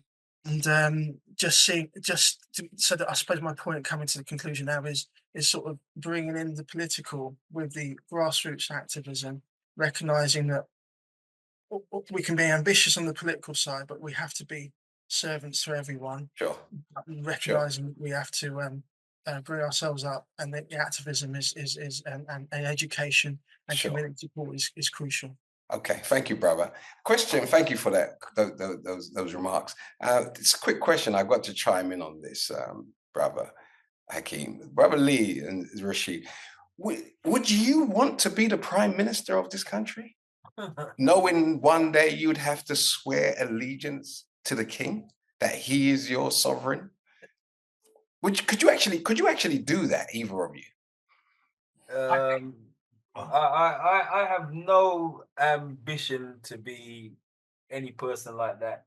No, I'm asking you, could you do that? Like, with all what you know and know it? Because remember, brother mentioned, the first Black Prime Minister of the United Kingdom. Okay, supposing it happened hypothetically in the next couple of years. As a people, we have not received an insincere apology for the transatlantic slave trade and Britain's part in it. So how could you want to be the first Black Prime Minister without even being acknowledged as a descendant of a people who were destroyed by this very same elite who you are now, pledging your allegiance to serve? Could you actually do that? And could you actually be considered as an authentic Black person if you was to take up that responsibility? Well, look, you're talking in absolutes. Under this system, no. But is another system possible? Well, of course it is. I mean, we're talking about this one, Lee. Yeah, we're talking about this one, but hope lies in change, not in staying in a moribund system that is clearly dying by every indicator that we would care to look at. And so I think it is a material question, but one of which sort of imprisoned you in the sort of misery of now. And my view is that, look, take for instance changes that are already coming through, votes for 16s. So the government has decided it's going to have votes for 16-year-olds. That's we've got the largest youth ethnic population of any ethnic group population in the United Kingdom. That is a big amount of votes that we could use in order to get around a transformative agenda. If we get Rashid out of retirement and he tours the country and educates the young people on the importance of voting. Absolutely. And that's what I think. So mine is, I like to keep hope alive, as one of my friends from across the yeah, I'm trying to keep hope alive in Rashid to do this tour. Oh dear. But no, change is possible. We're going through change. And when the old system is dying, it's very painful. It's a painful birth of a new epoch. But you're seeing the death of the old Washington consensus, the old empire. And Lee, tell me, what do you think of the midwife? What do you think of Mr. Trump mentioning his disdain for the mayor of London at the UN and practically on every international platform that would give him a microphone? What do you think about that? Yeah, well, it's about the visceral white Christian nationalist supremacist for which he's the high priest, isn't he, at the minute? And any Muslim of it, he's doing the same to the guy that's rumored to be the next Democratic mayor of New York. This is the guy that said he was going to ban all Muslim from entering his country. So do you think it's going to be difficult, Lee, for another Muslim to try and run for mayor of London? No, I don't, because I think you got to remember that London's what? It's about 50-50 white, black and Asian. So there's always going to be a difficulty for somebody coming, unless you're Boris Johnson and you're a millionaire and you get that white privilege card pass where, you know, you can walk on water and break all political conventions. But if you're not that guy, then you're not going to get through unless you begin to reflect the multiculturalism of London. Thank you. Brother Hakeem, any more questions? Yes, Vusi, I know you already had your... we can't double dip, Brother Vusi. What I'm going to do, Brother Vusi, I'm going to see whether there's anyone else that wants to go live with a question, and also just raise a couple of points from the chat room. And then if there's time after that, then Brother Minister can allow you to come again if there's time.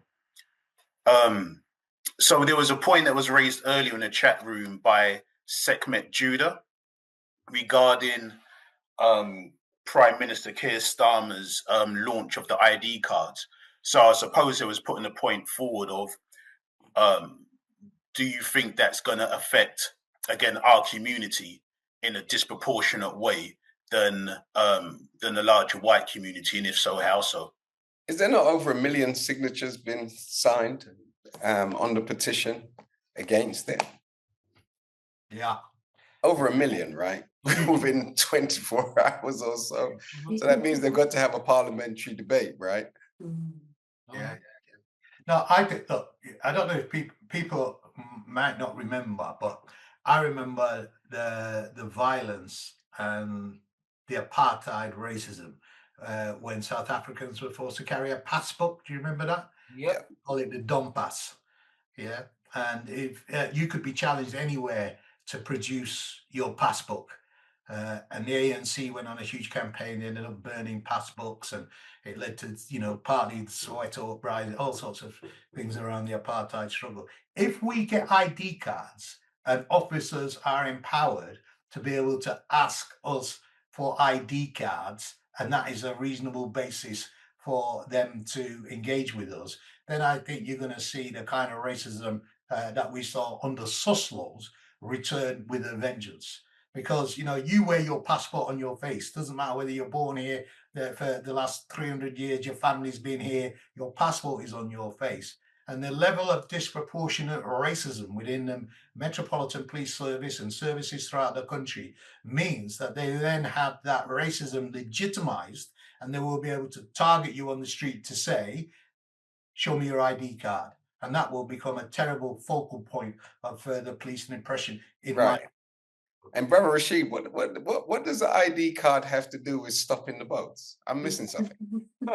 Well, I don't know what it has to do with stopping the boats. I think this idea of, you know, people want to feel secure, and, you know, this psychological need to know that my government is doing something. No, but if the boats, if those on the boats, dear brother, are in detention, how can, like, they're in detention from the minute they come onto shore. So how does a ID card, you know, stop any purpose? How does it stop anything? Well, what it does is that, you know, it's going to give this country, the political class of this country, you know, another means of controlling, you know, what could potentially be, you know, an unruly population. As the economy, as Lee pointed out, you know, as the economy starts to contract and the money, you know, goes from the lower classes to the upper classes, and people start realizing that you're making a choice between paying your heating bill or eating food, you need someone to blame, and not realizing that you're actually, you know, giving your I can't say your God-given rights, but the rights that, you know, have been eked out by previous generations, you're giving them right back to the ruling classes to control you, thinking that you're controlling people in boats. It's a bizarre one, you know, and for me, it goes back down to this idea of political education. I'm sure the people who signed that petition would have a degree of, understanding as to, where this thing is leading to. Whereas people, I'm just generalizing here, people that are less educated, they're like, well, what's the, we need to feel secure. These people are coming over here, they're taking our schoolgirls, they're taking our housing, they're taking our healthcare. We need to control them. Yeah. Bring it in. And Thank you, bro. Yeah. There's a few questions in the chat, Hakeem. Can we go through those, please?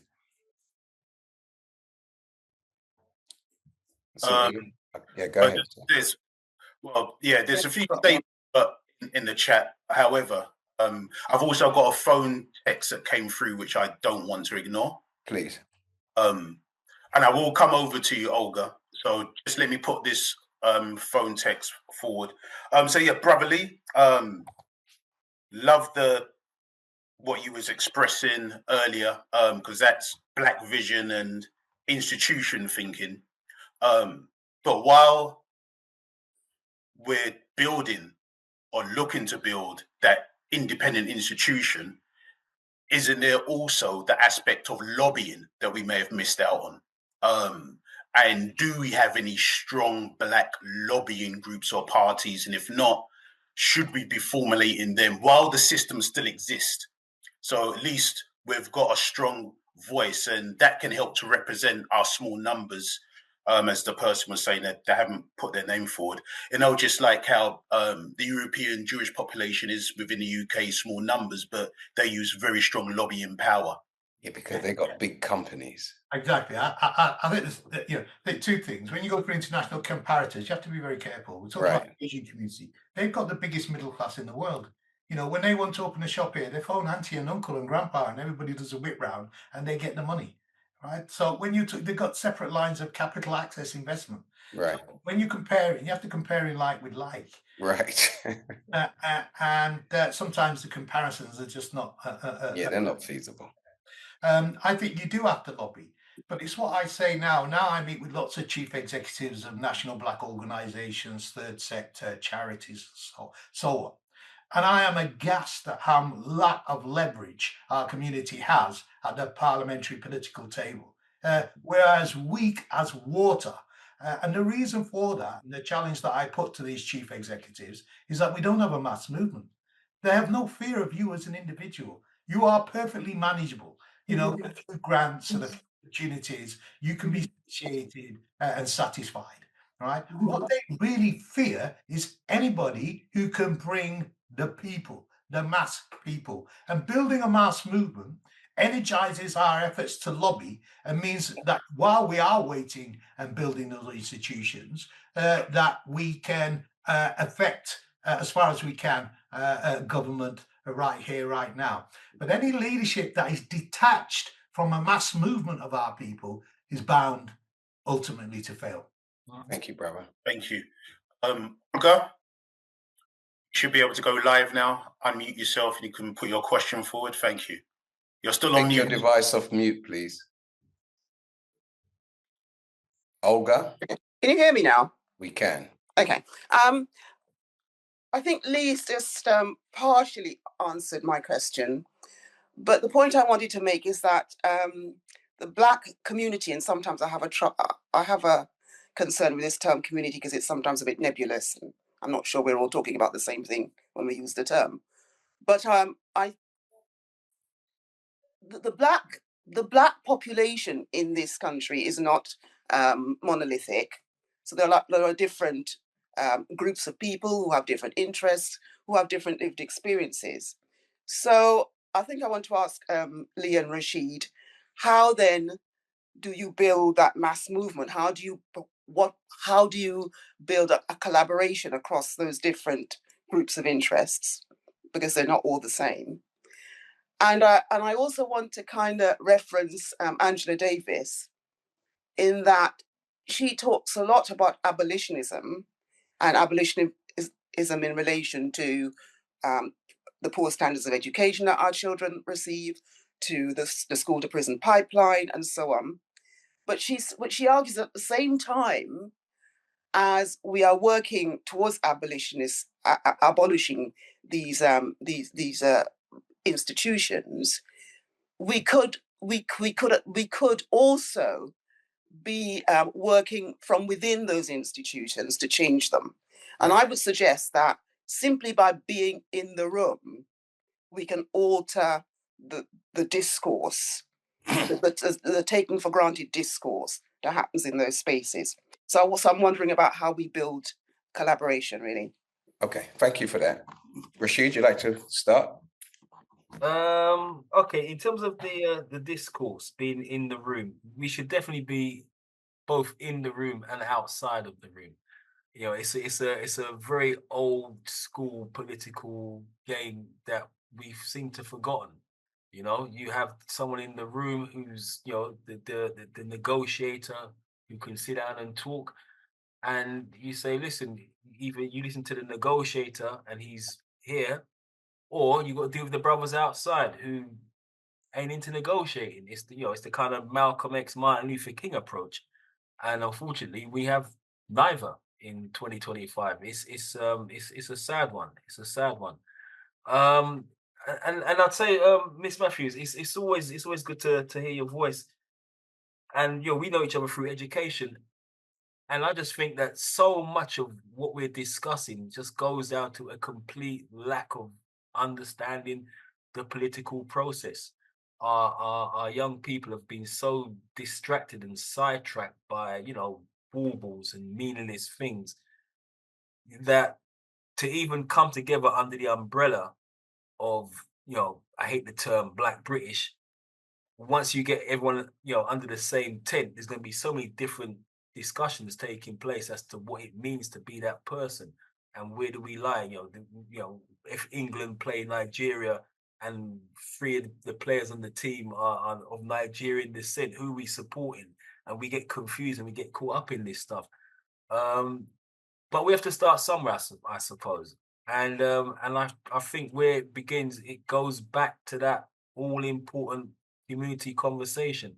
Somebody earlier raised the point about, you know, the churches being this standoff point, and even the mosques, and maybe, just maybe, you know, some of these Black churches which have, you know, hundreds and thousands of people going to church every Sunday, maybe they need to up their game and get in touch with the real world and, you know, what's really going on.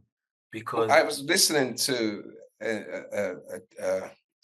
a conversation that took place and done some research in regards to in the US, that the Black church takes in over $4 billion in tithes annually. Yeah, and pays no tax. But you don't see the transformation of the community with, because it's like a Black tax, really, the tithe. Mm-hmm. So if we're raising that kind of money, and all we're doing is building buildings for people to come and worship, as opposed to establish businesses and to establish schools of education and you know, teach our young people the skills they need to survive in the 21st century, then we have money.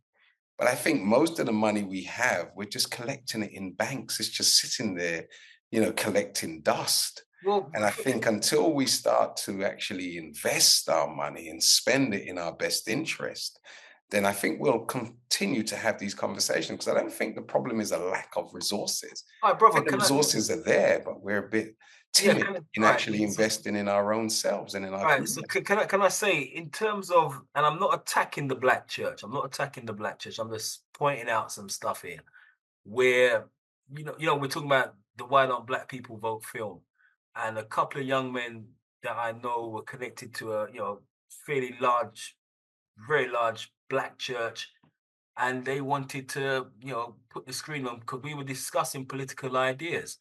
And, you know, we reached that point, and they wanted to put this screening, this thing together for their church to get the people having this discussion about, you know, religion and politics and community and how it works together. And the head of the church was like, yeah, I mean, this kind of Black stuff taking place in my church, you're crazy. Right. You know what I'm saying? Sounds typical. So we're back to square one.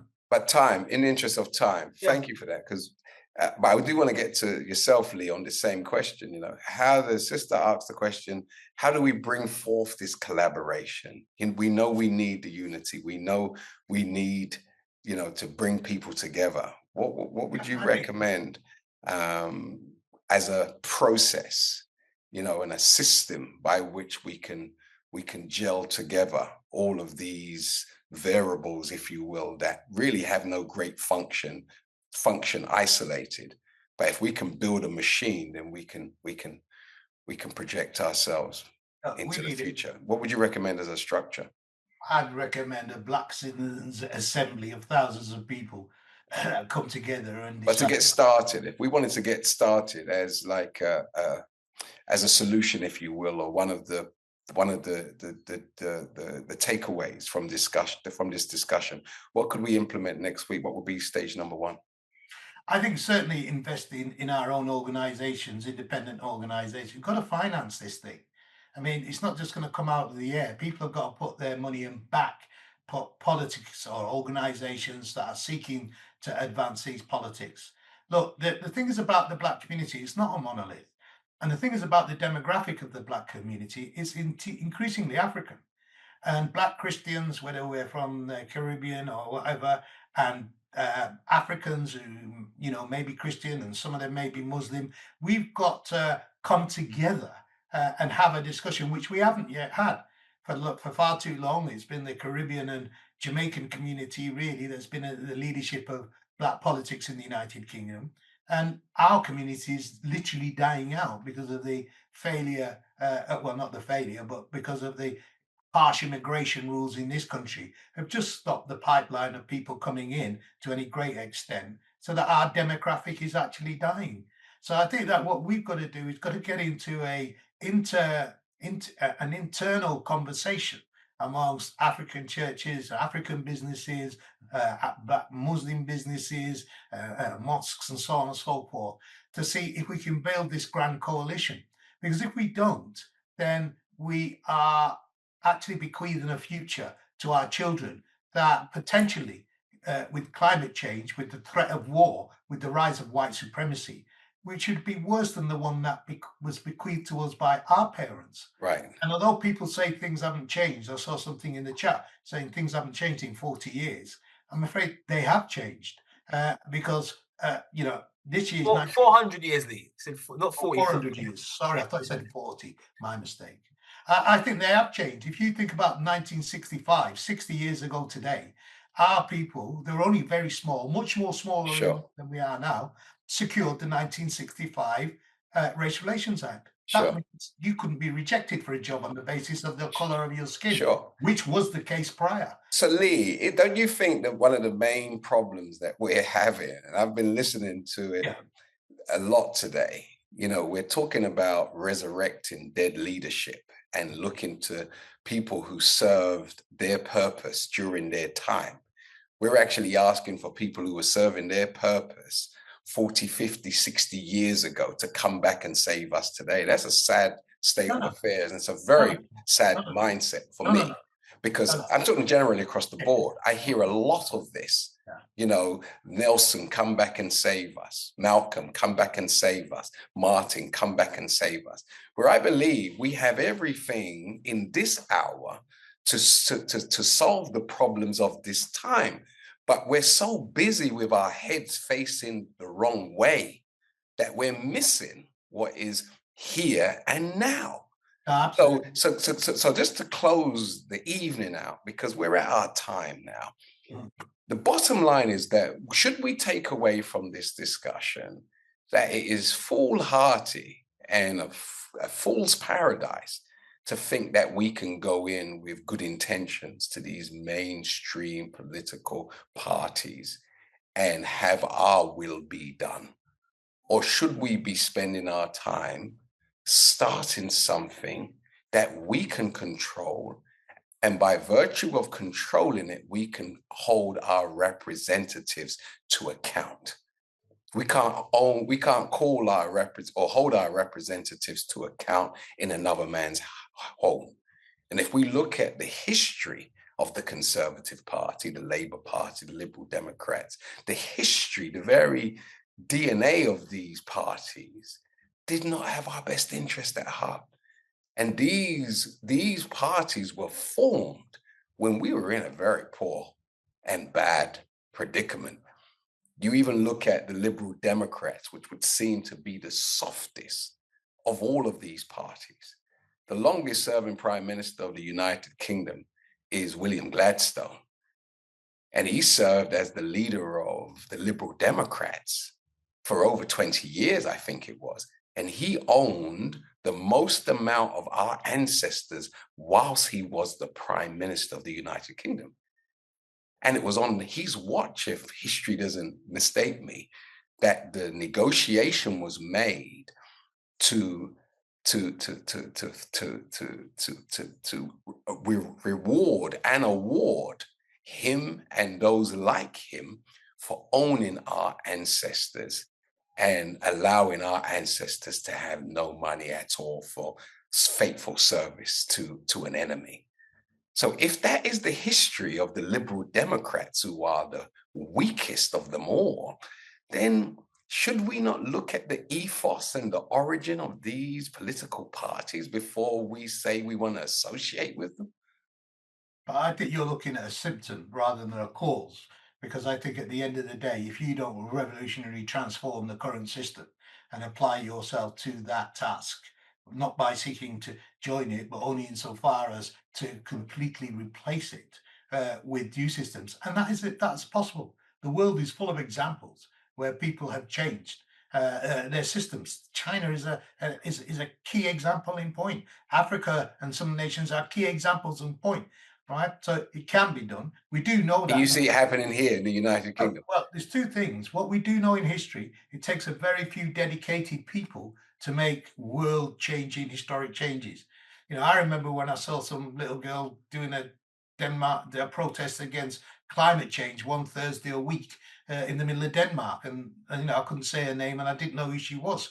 She started there, and 3 years later, she's leading one of the biggest movements for climate change the world's ever seen, and she came from nothing in that. So few people can make a difference. Sure.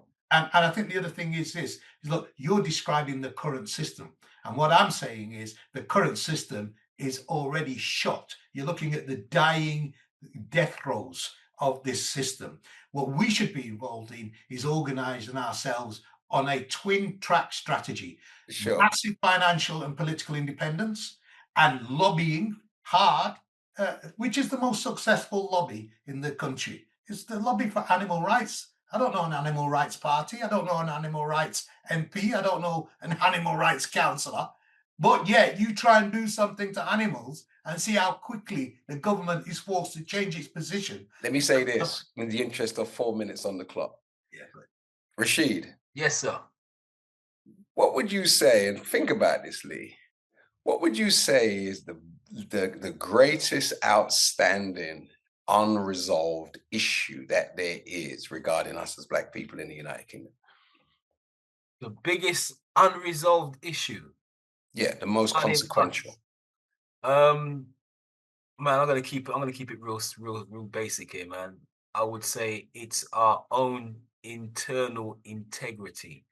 Now, wouldn't you say that it was when the British invaded Africa and enslaved our ancestors? That's the greatest outstanding issue. That's a huge issue, but isn't it the greatest?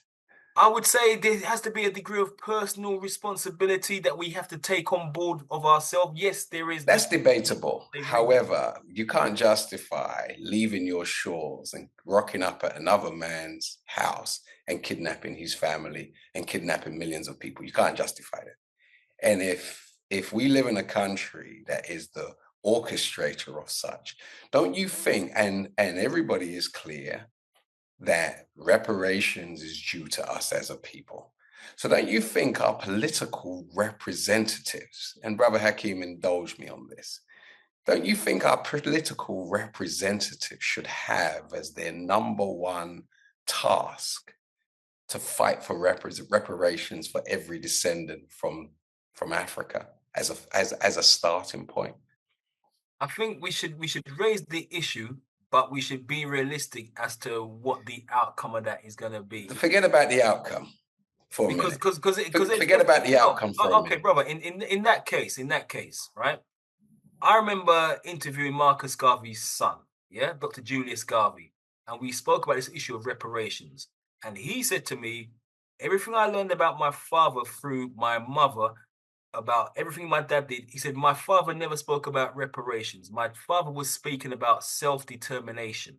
Sure, I get that. Yeah, I get that. But don't the get standard bearer on what we should, what is the most salient issue for that needs to be resolved, because we're not going to forget it. It needs to be resolved, and we can't sweep it under the carpet. So even though we must have self-determination, we can't forget the elephant in the room, because we've been disadvantaged I hear that. centuries, okay? And there's an outstanding debt that needs to be paid. We need to raise the issue. It's like, for instance, can you ever find any Jewish lobby that does not have a strong connection to the Holocaust? Of course not. So therefore, that's their anchor. Yeah. Okay, is the Holocaust. Yeah. Don't you think we've got a heck of a Holocaust that we have been disconnected from?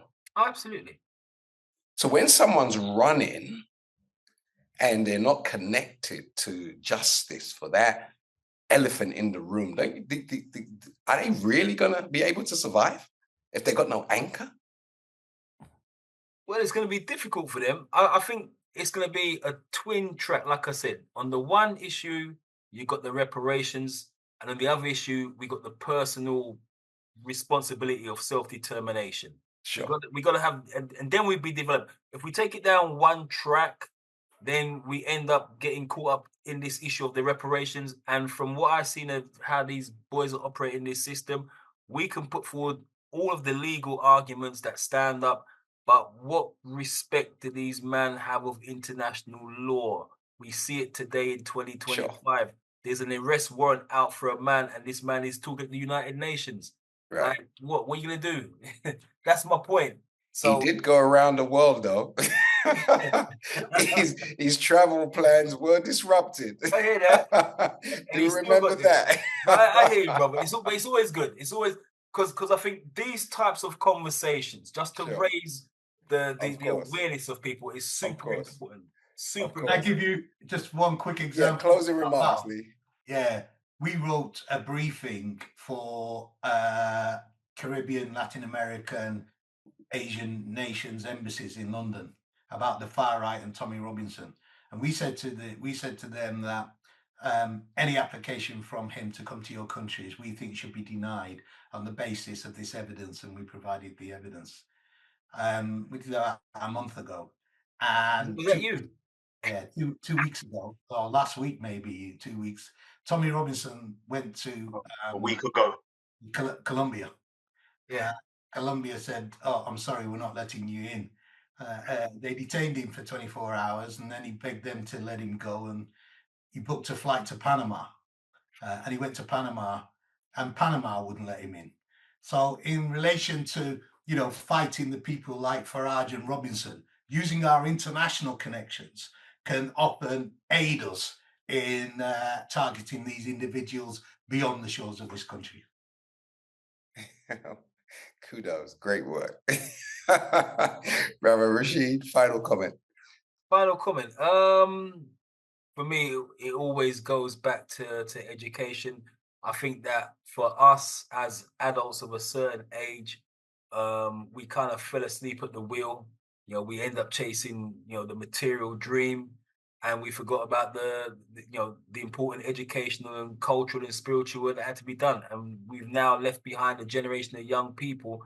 You think about it, Martin Luther King, Malcolm X, these guys were dead by the time they were 40. They were young men, and they, had huge impact.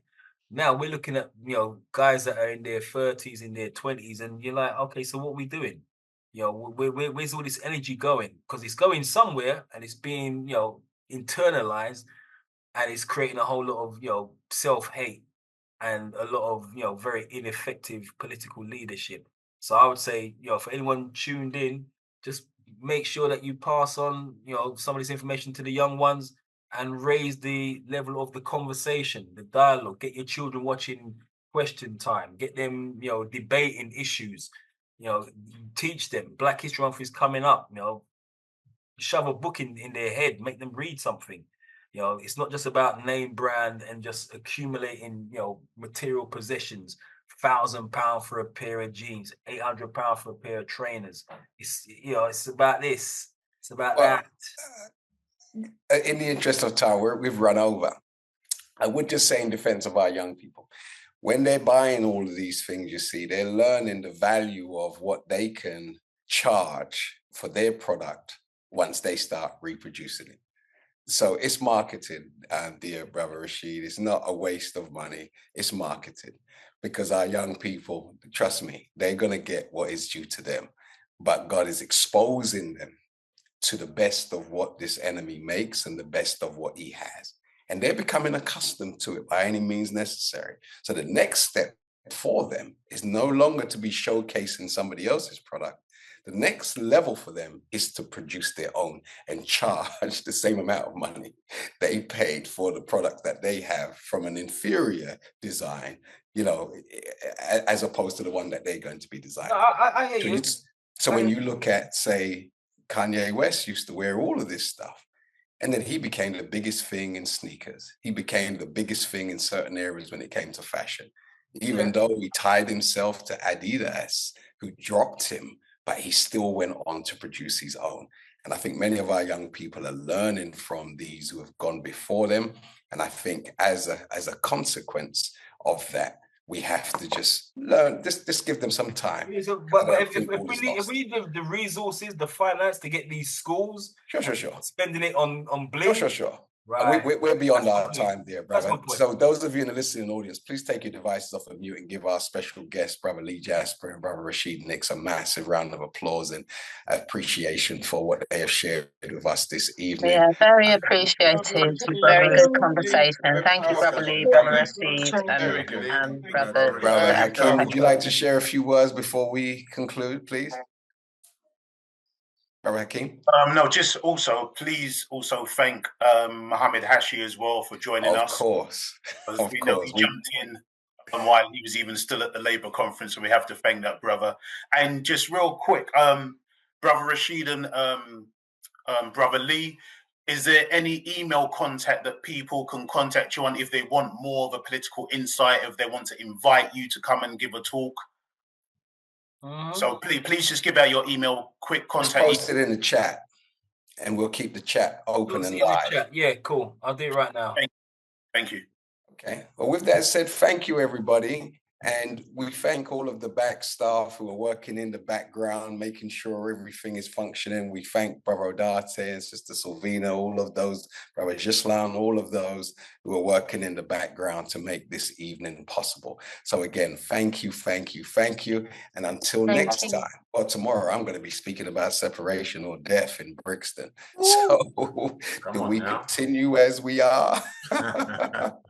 Or do we start to do something for ourselves? Because if we continue as we are, then, you know, maybe death is waiting for us because we're living in the valley of the shadow of death. And we will discuss and unpack this subject tomorrow. We'll be in Ferndale Court in Brixton. There's a community centre right at the back if you come into Ferndale Court, and we'll look forward to hosting you tomorrow morning. If your schedule allows you, come and spend some time with us, just 2 hours from 11 until 1 tomorrow morning. Okay. With that said, thank you for your company. And next week, Thursday, we have the legendary Dr. George Fraser, who will be on the spiritual injection, how to build. In fact, this is the masterclass, Silvina. We're having a master forum, pardon me, with Dr. George Fraser on how to build a multi-million-pound network.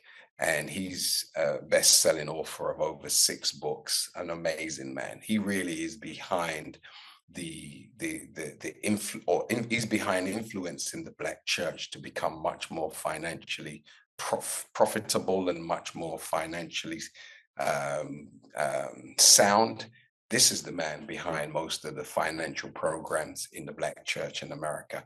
And we have him as our special guest, and we're going to be hosting him for a Masterclass Forum on the 26th of October. Tickets are limited. Please scan the QR code, and these are early bird tickets for you who are on this call at £29.99.